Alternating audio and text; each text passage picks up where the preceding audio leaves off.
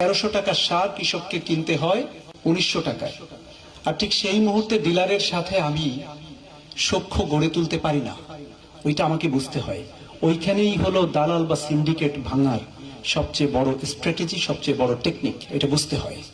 আমি যে ওই যে তাদের সাথে ভাত খাইনি, এই কথাটা আমি সেখানে বলেছিলাম। আমার কৃষক কি জানে?